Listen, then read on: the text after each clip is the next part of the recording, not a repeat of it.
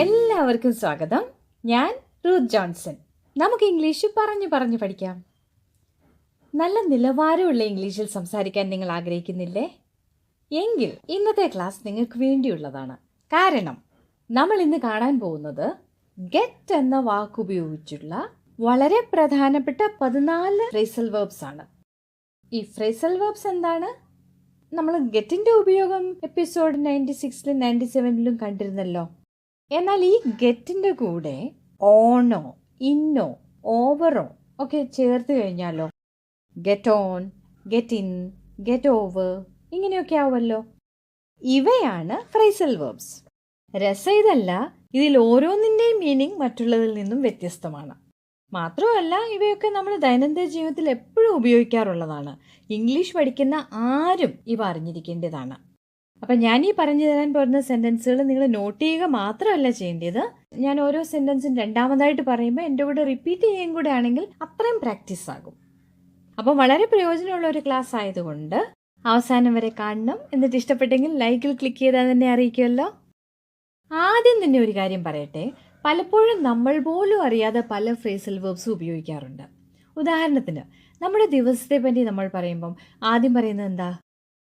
I got up at 5:30 അല്ലെങ്കിൽ 6:30 എന്തേലും ആയിക്കോട്ടെ. ഞാൻ ഇത്ര മണിക്ക് എഴുന്നേറ്റു. I got up at whatever time. ഇതിൽ ഈ got up എന്നുള്ളത് get up എന്നുള്ള ഫ്രേസൽ വേർബിൻ്റെ പാസ്റ്റ് ഫോമാണ്. അപ്പോൾ ഇന്നത്തെ ആദ്യത്തെ ഫ്രേസൽ വേർബ് ഏതാണ്? get up. കിടക്കയിൽ നിന്ന് എഴുന്നേൽക്കുക, കസേരയിൽ നിന്ന് എഴുന്നേൽക്കുക, ഇതിനൊക്കെയാണ് get up. നിങ്ങൾ എത്ര പ്രാവശ്യം ഇത് ഉപയോഗിച്ചിട്ടുണ്ടല്ലേ? അപ്പോൾ നിങ്ങൾ രാവിലെ എത്ര മണിക്കാണ് എഴുന്നേൽക്കുന്നത് എന്നെങ്ങനെ ചോദിക്കും? What time do you get up? What time do you get up? കുറച്ച് കഴിഞ്ഞ് നമ്മൾ ജോലിക്ക് പോകും. അപ്പോൾ ബസ് വരികയാണ്. ഈ ബസ്സിൽ കയറുന്നതിന് എന്താ പറയുക? Get on the bus. മറക്കല്ലേ, ഗെറ്റ് ഓൺ. അപ്പം നമുക്ക് പറയണം, ദാ ബസ് വരുന്നുണ്ട്, നമുക്ക് ബസ്സിൽ കയറാം എന്ന്. Here's the bus, let's get on. Here's the bus. Let's get on. അപ്പോൾ മറക്കത്തില്ലല്ലോ.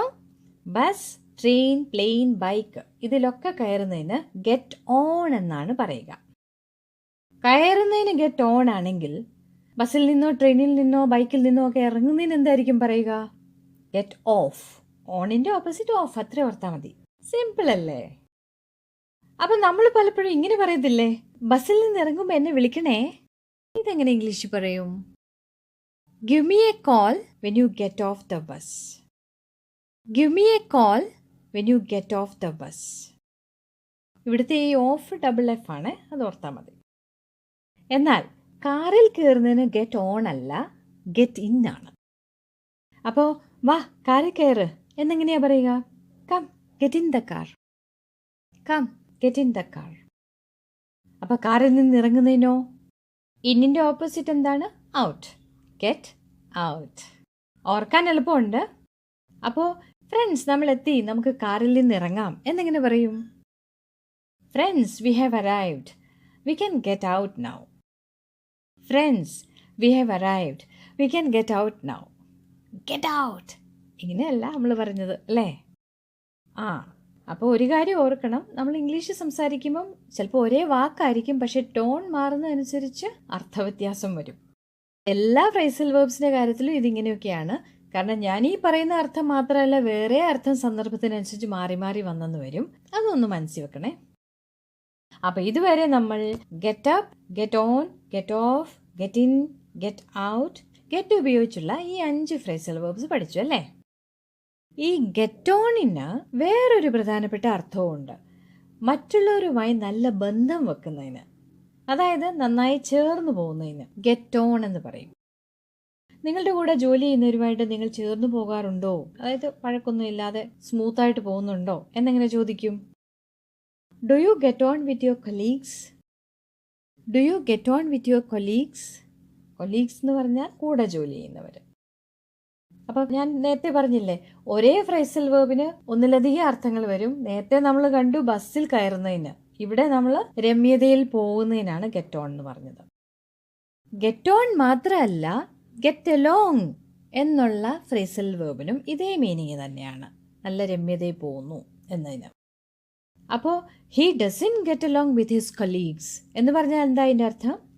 അയാൾ അയാളുടെ സഹപ്രവർത്തകരുമായിട്ട് ചേർച്ചയിലല്ല എന്നാണ്. He dozen get along with his colleagues. അപ്പോൾ ഗെറ്റ് ഓണും ഗെറ്റ് അലോങ്ങും മനസ്സിലായല്ലോ. പലപ്പോഴും ആളുകളിൽ പ്രശ്നങ്ങൾ ഉണ്ടാകുന്നതിൻ്റെ ഒരു കാരണം എന്താണ്? നമ്മളൊരാളെ ഫോണിൽ കോൺടാക്റ്റ് ചെയ്യാൻ ശ്രമിക്കും, പക്ഷെ ആ ആൾ ഒന്നുകിൽ ഫോൺ എടുക്കത്തില്ല, അല്ലെങ്കിൽ എപ്പോഴും എൻഗേജ്ഡ് ആയിട്ട് വരിക. ഇങ്ങനെയൊക്കെ വരുമ്പം വിളിക്കുന്ന ആളിന് മറ്റേ ആളിനെ കോൺടാക്റ്റ് ചെയ്യാൻ പറ്റത്തില്ല. അപ്പം നമുക്ക് പറയാം, I wanted to talk to him but I can't get through to him. I can't get through to him. ശ്രദ്ധിച്ചോ നിങ്ങൾ? ഗെറ്റ് ത്രൂ മീനിങ് കോൺടാക്റ്റ് ചെയ്യുക. അപ്പോൾ നമുക്കൊരാളെ കോൺടാക്റ്റ് ചെയ്യാൻ പറ്റുന്നില്ലെങ്കിൽ പറയാം, I can't get through to him. I can't get through to him. Okay, ഇതൊക്കെ നമുക്ക് പ്രയോജനമുള്ള സെൻറ്റൻസുകളല്ലേ. ഇനി മറ്റു ചിലപ്പോൾ നമ്മുടെ ആശയങ്ങൾ ശരിക്കും മറ്റൊരാളെ പറഞ്ഞു ഫലിപ്പിക്കാനായിട്ട് പറ്റിയില്ലെന്ന് വരും, പ്രത്യേകിച്ച് മീറ്റിങ്ങുകളിലൊക്കെ. അപ്പോൾ പറയാം, I couldn't get across my ideas in our last meeting. I couldn't get across my ideas. ശ്രദ്ധിച്ചോ? Get across. ഗെറ്റ് അക്രോസ് എന്ന് പറഞ്ഞാൽ നമ്മുടെ ആശയങ്ങൾ നന്നായി മറ്റൊരാളിലേക്ക് എത്തിക്കുക. അപ്പോൾ ഗെറ്റ് ത്രൂവും ഗെറ്റ് അക്രോസും മനസ്സിലായല്ലോ. ഇനി നമുക്ക് ഗെറ്റ് ബൈ കാണാം. ഗെറ്റ് ബൈ എന്ന് പറഞ്ഞാൽ കഷ്ടിച്ച് പിടിച്ചു നിൽക്കുക, ടു സർവൈവ്.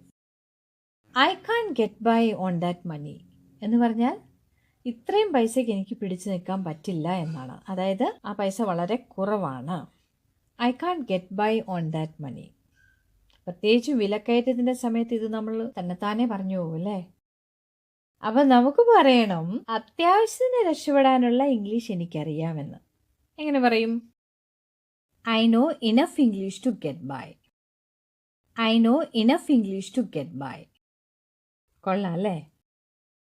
ഇനി ചിലപ്പോൾ ആരെങ്കിലും ഒരു ദുരനുഭവത്തിൽ കൂടെ കടന്നു പോകുന്നുണ്ടായിരിക്കും.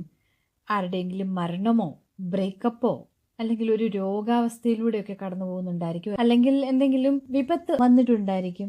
അപ്പം നമുക്ക് അവരെ ആശ്വസിപ്പിക്കാനായിട്ട് പറയാം, you will get over it. നിങ്ങൾ ഇതിൽ നിന്നും കരകയറും അല്ലെങ്കിൽ ഇതിനെ മറികടക്കും എന്ന് പറയാനായിട്ട്. You will get over it. Get over ഏതെങ്കിലും ബാഡ് എക്സ്പീരിയൻസിൽ നിന്നും റിക്കവർ ആകുന്നതിന് ഉപയോഗിക്കാം. അപ്പോൾ I had a flu last week but I have got over it now എന്ന് പറഞ്ഞാൽ കഴിഞ്ഞ ആഴ്ച എനിക്ക് ഫ്ലൂ ആയിരുന്നു, പക്ഷേ ഇപ്പം ഞാൻ അതിൽ നിന്ന് മുക്തി പ്രാപിച്ചു. Get over. ഇനി പലപ്പോഴും നമ്മൾ ഉപയോഗിക്കാറുള്ള ഒരു ഫ്രേസൽ വേർബാണ് ഗെറ്റ് ബാക്ക്. To return. തിരിച്ചു വിളിക്കാം, തിരിച്ച് മെസ്സേജ് ഇടാം എന്നൊക്കെ പറയാനായിട്ട് I will get back to you എന്ന് പറയാം. I will get back to you. അപ്പോൾ ഞാൻ 7 മണിക്ക് ജോലിയിൽ നിന്ന് തിരിച്ചെത്തി എന്നെങ്ങനെ പറയും? ഇവിടെയും ഗെറ്റ് ബാക്ക് യൂസ് ചെയ്യാം. I got back from work at 7. I got back from work at 7. Clear ആയല്ലോ? അപ്പോൾ get by, get over, get back ഒക്കെ മനസ്സിലായല്ലോ. അപ്പോൾ ഈ ഫ്രേസൽ വേർബ്സ് ഒക്കെ എങ്ങനെയാണ് ഓർത്തു വെക്കുക? ഇത്രയേ ഉള്ളൂ. അത് നമ്മുടെ ഇംഗ്ലീഷ് സംസാരത്തിൻ്റെ ഭാഗമാക്കണം. അതിനാദ്യം എന്താ ചെയ്യേണ്ടത്? You should get rid of the fear of speaking in English. ഇംഗ്ലീഷിൽ സംസാരിക്കാനുള്ള ഭയം മാറ്റിക്കളയണം. You should get rid of the fear of speaking in English. നിങ്ങൾ ശ്രദ്ധിച്ചോ? Get rid of. നമുക്ക് ആവശ്യമില്ലാത്ത കാര്യങ്ങൾ നമ്മൾ എടുത്തു മാറ്റത്തില്ലേ, അതിനാണ് ഗെറ്റ് റിഡ് ഓഫ് എന്ന് പറയുന്നത്.